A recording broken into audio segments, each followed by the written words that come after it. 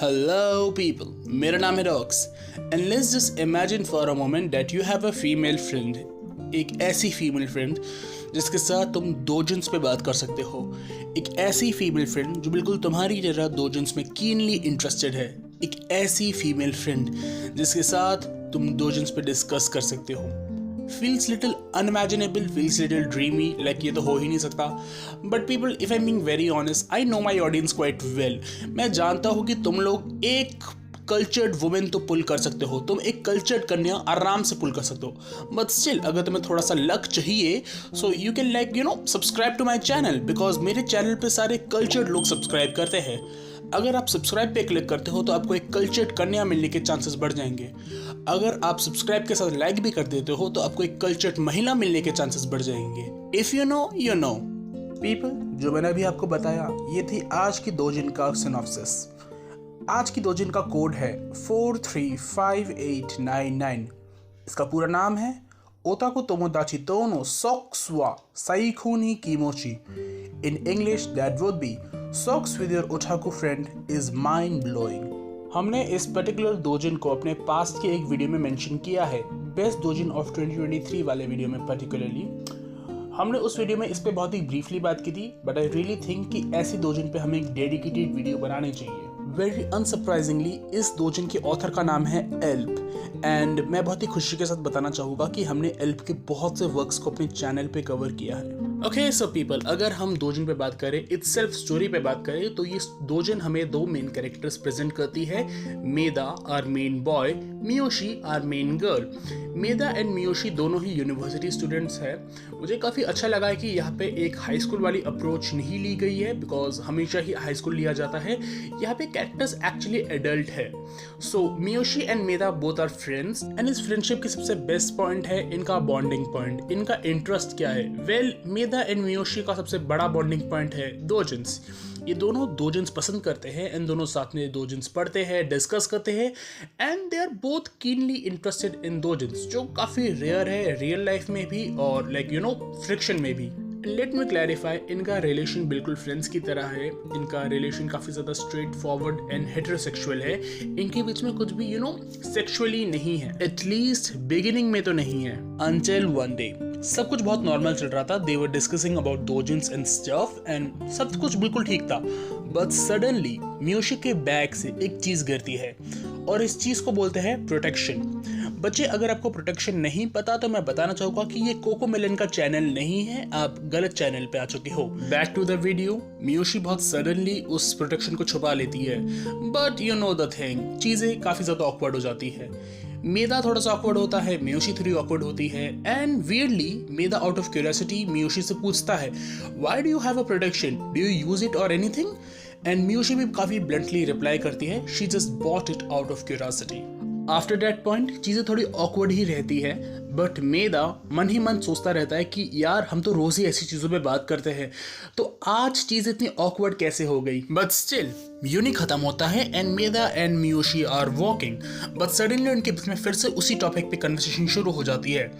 And ये conversation कुछ ऐसे टर्न्स लेती है कि समहाउ जो कन्वर्सेशन है वो थोड़ा सा एम्बैरेसिंग और ऑकवर्ड हो जाता है। बट स्टिल मियोशी एंड मेदा ने एक दूसरे को काफ़ी अच्छे से संभाल रखा है। बट स्टिल पीपल, हमें दो दिन में आगे बढ़ना चाहिए।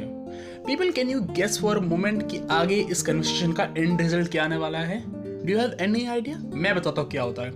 इस पूरे कन्वर्सेशन का एंड रिजल्ट ये होता है कि मियोशी एंड मेदा ये सोचते हैं, why don't we use the protection? Out of curiosity उन्होंने सोचा कि जो चीज़ें दोजिन में होती है इस प्रोटेक्शन के साथ, वही हम क्यों ना करें। What an amazing idea! In that particular moment, my mind was blown away कि what a genius mind! मे भी तुम सोच रहे होगे कि मैं बहुत सैरकास्टिकली इस पे रिव्यू कर रहा हूँ। नहीं, मैं सैरकास्टिकली नहीं बोल रहा हूँ, मैं एक्चुअली इस स्टोरी को अप्रिशिएट कर रहा हूँ कि एल्प ने इस कॉमेडिक सेंस को कितने अच्छी तरीके से यूज किया। Afterwards in the story they went to a love hotel, very iconic, and they did the deed. Miyoshi did Maeda, Maeda did Miyoshi.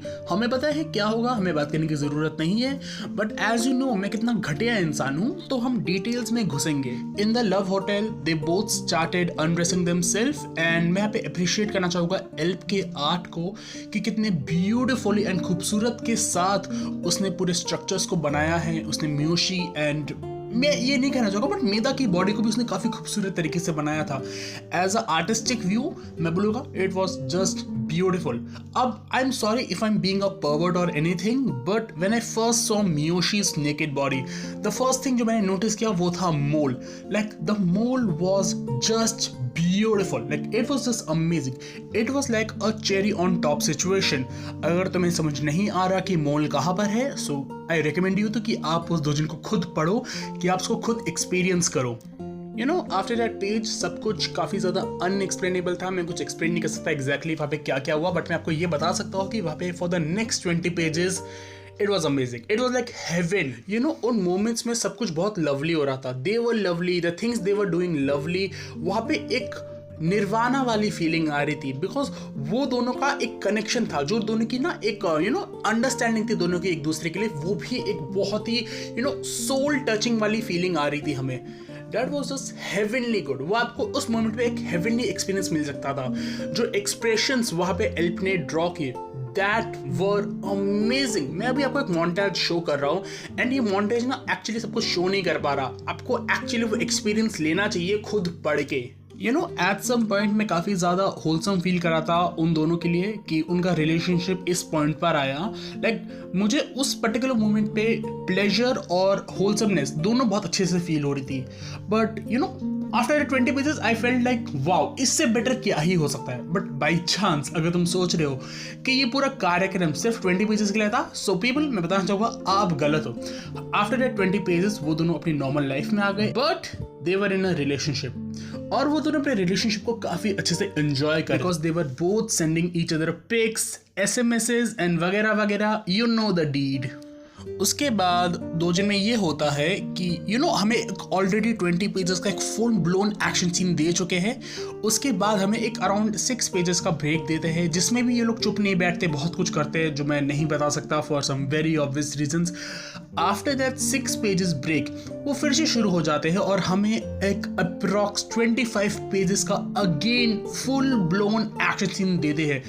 And it was just like too much for me to handle. Like आप इसको कितनी देर में पढ़ोगे? It was like 69 pages. मैं कहूँगा कि 69 pages को बहुत ही वर्थफुली यूज़ किया गया है.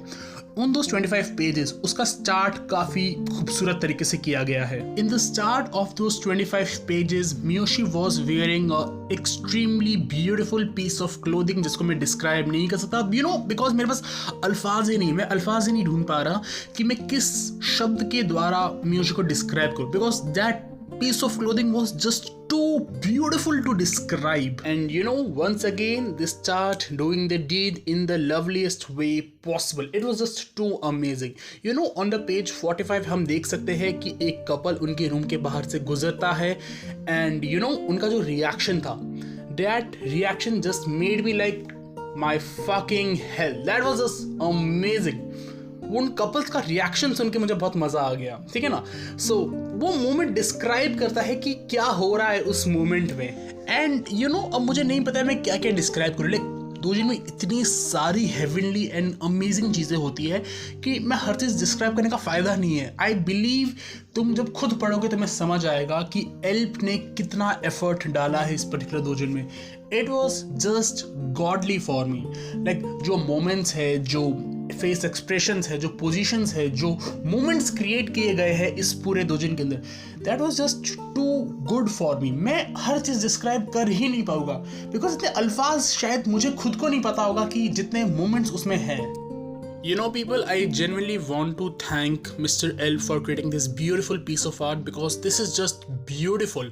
Like अगर मुझे कभी चांस मिला कि मैं उनको इन पर्सन थैंक बोल पाऊँ तो मेरे लिए बहुत ही हेवनली एक्सपीरियंस होगा. बट आप भी दे सकते हो free of cost by following him on Twitter. अगर आपके पास थोड़ा ज़्यादा टाइम हुआ तो आप मेरे को भी फॉलो कर सकते हो @TheLonelyAnimeFan. People, I think that's it for today's video.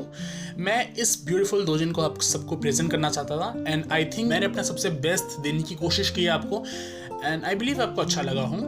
Thank you people for watching this video. Like करें, सब्सक्राइब करें, अपने एनिमे मित्र मंडल से हमारा वीडियो शेयर करें, and see you soon in the next video. Good bye.